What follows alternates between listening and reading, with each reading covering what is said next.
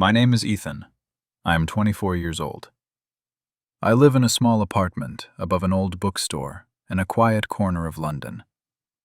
My days are filled with the smell of paint, the sound of pencils scratching paper, and soft music that keeps me company.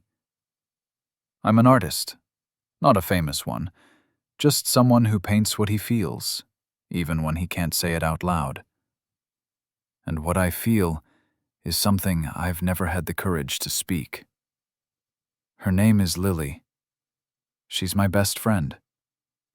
We met in college, both lost, both dreaming. She laughed at my awkward jokes, and I loved the way her eyes sparkled when she talked about her dreams. From that first day, something in me changed, but I never told her.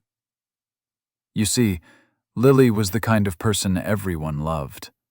Warm, kind, gentle. The kind of person who could light up a room just by being in it. And I was the quiet one, the listener, the boy who smiled from the corner while she talked to everyone else. She saw me as her closest friend, the one she could tell everything to, every secret, every fear, every heartbreak. Especially when she met Daniel. I still remember that night. She called me at 2 a.m. crying. "Ethan, he didn't text me back," she said between tears. "Do you think I said something wrong?" My chest ached, but I forced a smile she couldn't see. "No, Lily, you didn't do anything wrong. Maybe he's just busy." She sighed. "You're always so kind to me." And I whispered softly, "That's because you deserve kindness." She didn't hear that part. She had already fallen asleep. I watched her messages fade into silence and stared at her name glowing on my phone screen. My heart wanted to shout the truth, but my mind whispered, "Don't ruin this. Don't lose her." So I stayed quiet. Days turned into months. Lily and Daniel became official. She'd come to my apartment, smiling, glowing, showing me pictures of them together. "Isn't he amazing?" she'd ask. I'd nod, pretending not to notice how my fingers tightened around the paintbrush. One evening, she stood behind me as I painted. "Who's this?" she asked, pointing to the half-finished portrait on my canvas. A girl with soft eyes and a quiet smile. I hesitated. "Just someone from my imagination," I said. But it wasn't imagination. It was her. Every stroke, every color, every shadow. She was in all my paintings, hidden somewhere. A reflection of everything I couldn't say. That night, when she left, she hugged me tightly. I felt her warmth, her heartbeat against mine. I wanted to hold her longer, but I let go first. Because I knew she belonged to someone else. Then, one rainy evening, everything changed. Lily showed up at my door, soaked and shivering. Her eyes were red.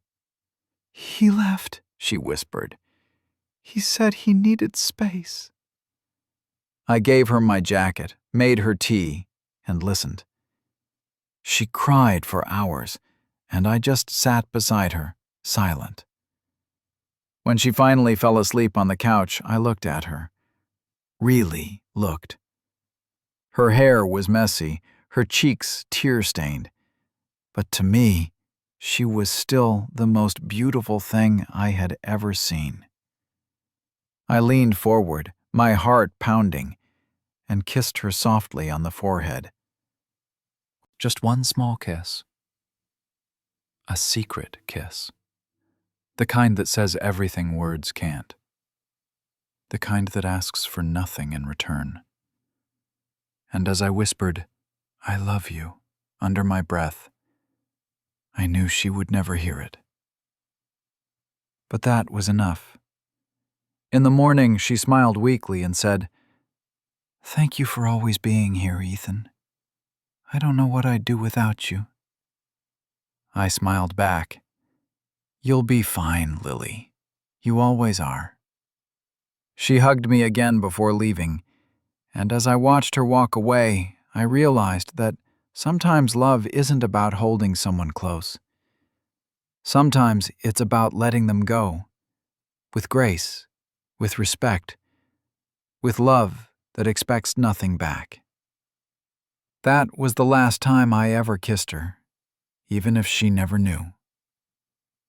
Years have passed since then.